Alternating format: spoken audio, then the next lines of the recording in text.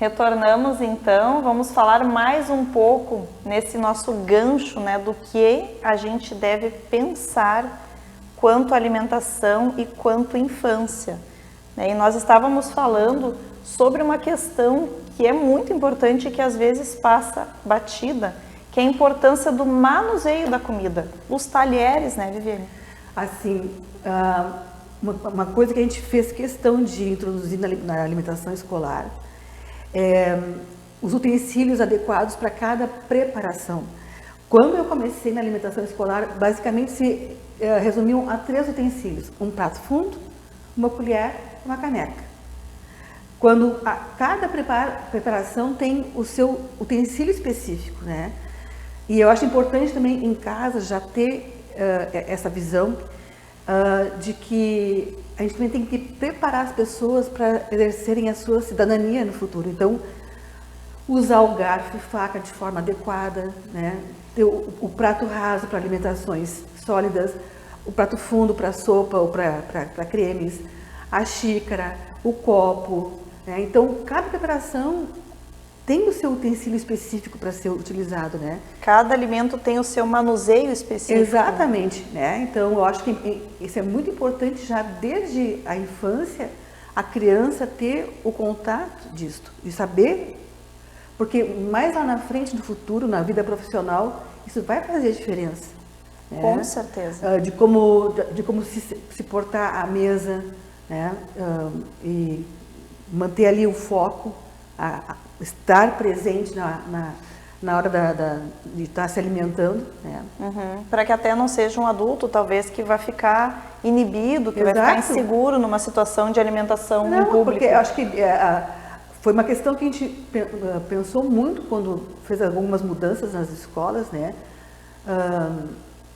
Se seria seguro ou não para as crianças já usarem, mas a gente já comprou talheres, os menores para eles, né? E que não faca sem fio, no caso, né? Adequado já para a criança. Exato. E é muito interessante ver que os pequenininhos já usam de forma correta. Isso é muito, eu não sei a palavra que eu vou utilizar, mas me alegra muito. É gratificante. É gratificante. É gratificante. De ver. Outra questão importante que nós vínhamos falando é que cabe até uma fala para as mãezinhas, né? Eu também sou mãe. Quanto à questão da fórmula. Tem uma coisa muito importante que a gente tem que respeitar, que são os primeiros 1000 dias da criança, que englobam os 270 dias da gestação, mais 365 dias do primeiro ano e mais 365 dias do segundo ano. Essa é a fase mais importante da criança, aonde as coisas podem dar certo ou podem dar erradas. Então a gente tem que pensar que uma criança, desde o útero, ela está em formação, em maturação. Então tem algumas enzimas que ainda não estão prontas para assimilar alguns alimentos. Por isso que a gente fala muito na importância do aleitamento materno exclusivo até o 6º mês. Quando a gente fala exclusivo, é sem chá, né? E a gente fala só daí em água, mas assim, o aleitamento materno exclusivo, ele é o suficiente para aquela criança, né? E depois do aleitamento materno, se a mulher não... algumas mulheres até continuam aleitando, né? Mas a gente indica a fórmula, o leite em pó formulado, tá? Que ele vai ter muito mais características próximas ao leite materno do que ao leite de vaca. Porque o leite de vaca, a gente não... Eu sei que nós fomos criados com leite de vaca, né? Mas quantas coisas, de repente, nós temos hoje na nossa vida adulta, alguns processos inflamatórios ou alérgicos, né? Que se manifestam porque a gente não teve uma introdução alimentar adequada. O impacto disso, né? Exato, isso vai para o resto da vida, né? Então, eu tenho que pensar o quê? É tão simples, né? O leite de vaca foi feito para o bezerro, porque o bezerro, ele ele nasce e ele já sai andando. É uma situação diferente, completamente diferente. Então, ele já tem uma estrutura óssea, muscular, para sair caminhando, andando logo que nasce. Quando nós temos um processo de desenvolver todo, de engatinhar primeiro, de ficar com a cabecinha reta, sentar, né? Todo um processo. Tem todo um processo porque é a maturação do organismo, né? Então, o leite de vaca é muito agressivo para o organismo do bebê. E pensando isso, então, dentro de todo aquele projeto, né, que a gente estava falando da nutrição escolar, entrou também a fórmula para que se garantisse aos bebês que nessa fase, que são berçário A, berçário B, que é o primeiro e segundo ano de vida, eles tivessem também acesso à fórmula. E assim foi interessante quando a gente introduziu isso, porque muitas mães elas não aceitavam, queriam trazer o leite de casa, né? Uma das coisas que a gente sempre falou, trazer de casa um alimento é muito perigoso, é muito inseguro, porque a criança pode vir de carro para a escola, ficar a minutos da sua casa, mas ela pode vir de uma distância de 3, 4 quilômetros a pé. E esse alimento saiu de casa há mais de uma hora, que não está refrigerado, por exemplo. Então, é um risco muito grande mandar alguma coisa de casa. Porque na escola existe todo um processo de boas práticas, de manipulação de alimentos, que é desde a indumentária de quem vai manipular, os equipamentos, os utensílios, como é que eles são limpos, higienizados, né? Então tem toda uma cadeia por trás disto, né? Desde o fornecedor, como é que ele tem que trazer esse alimento até a escola ou até o depósito, né? Então tudo tem uma sequência para manter aquele alimento seguro, né? Não só saudável, mas seguro. Seguro para um consumo seguro. Exato, para que não provoque uma doença gastrointestinal, digamos assim. Uma intoxicação alimentar. Exato. E o alimento vindo de casa, e aí ainda fica na mochila até o horário do lanche, então não é o ideal. Então, eu sempre digo uma coisa, é um privilégio ter alimentação escolar. É um privilégio, porque existe, até a criança receber aquele alimento, existe todo um trabalho por trás. Né? Não só, então, em busca de alimentos saudáveis, mas sim que sejam saudáveis e seguros, adequados. Né? Então, e a legislação que rege a alimentação escolar, ela é bem rígida quanto à quantidade de açúcar a ser oferecido para a criança, produtos processados, ultraprocessados. Então, existem, inclusive, alimentos que são proibidos de serem fornecidos, né? E tem alguns alimentos que até se aceita se usar uma vez por semana.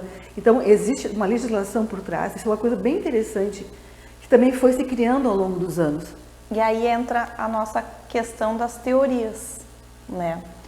Para tudo isso, para se chegar a essa alimentação adequada, a todo esse manuseio, a todo esse projeto, né, que se tornou a alimentação escolar, foi preciso todo um embasamento, todo um estudo, desde as leis. Exato. Toda, até que nem a tua questão pessoal, né, que tu tem essa formação em nutrição funcional. Então é todo um embasamento teórico para daí então pôr a prática.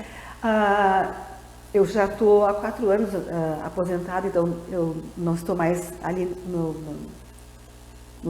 ambiente, né? Mas eu sei que as coisas, as leis ainda estão se aprimorando, né? Mas eu me lembro, nós tínhamos o livrão. O livrão era como a gente...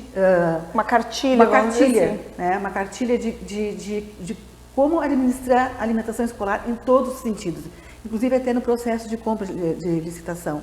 Né? E aí também a parte minha particular, quando foi em 2006, eu e a minha colega, na época, a Cleusa Carr, a gente fez um curso de nutrição funcional. Cada final de semana que a gente voltava do curso, quando ia para o depósito trabalhar, a gente estava muito incomodada, porque a gente estava vendo uma nova visão da nutrição. Né? E aí nós duas, tem uma frase que a gente gosta de falar, tanto eu quanto ela, que é: saber e não fazer é a mesma coisa que não saber.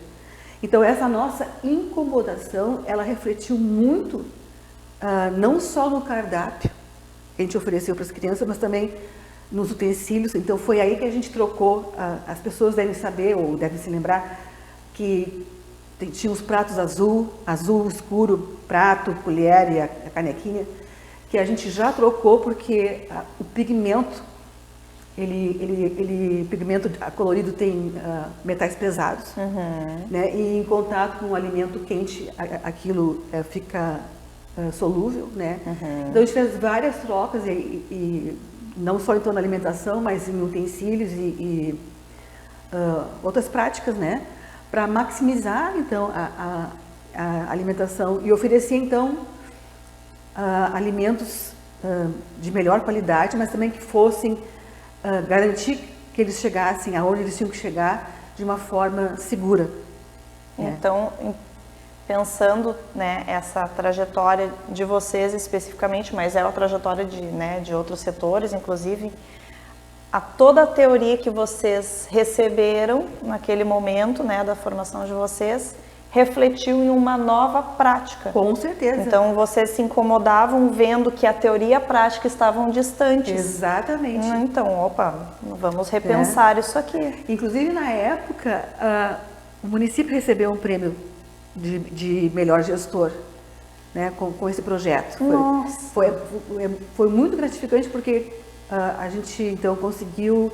que a gente conseguiu o apoio do gestor, porque a gente apresentou o projeto para eles, porque no momento em que a gente introduziu algumas coisas, a prefeitura ia ter que entrar com mais verba própria, né, para poder executar o projeto, né, e a gente apresentou esse projeto, então, tem a nível estadual todos os anos, que é o Prêmio Gestor. E foi muito bom para a gente ver que isso foi reconhecido, né? É um retorno, né? É um retorno do teu trabalho, é um reconhecimento do teu trabalho. Isso só te impulsiona com certeza a melhorar cada vez mais. E isso é muito bacana. Mas, nossa, nós teríamos, eu acho que, uma conversa bacana aqui para mais vários programas. Diante de tudo isso, então, né, pessoal, foi possível compreender a importância da nutrição escolar, da boa alimentação, né, para as crianças, no ambiente escolar e fora dele também, e pensar todos os impactos que a alimentação tem para a criança, né, principalmente pensando na criança, pensando no seu desenvolvimento, a sua aprendizagem, todos os impactos que isso pode ter. E além disso, olha como a teoria foi importante para o nosso município, né, que tivemos a oportunidade de ter uma profissional que buscou, que viu que a prática precisava ser melhorada e diante desses teus embasamentos pôde criar um projeto maravilhoso que a gente usufrui até hoje, né, e quiçá por muito tempo ainda. E eu só tenho a agradecer, Viviane, a tua disponibilidade, trazer um pouco dessa tua trajetória, desses teus saberes aqui pra gente. E fica aberto esse espaço para o momento a gente retornar, falar mais um pouquinho sobre isso. Eu que agradeço a oportunidade de estar aqui, né, e de falar da minha profissão, que se confunde com a minha vida pessoal, né, eu não tenho como separar isso da minha vida, né, e de quão gratificante foi essa caminhada que eu tive. Eu me sinto abençoada por ter tido a oportunidade de fazer esse trabalho. Ai, que maravilha! O brilho no olho é tudo de bom, gente, é muito bom.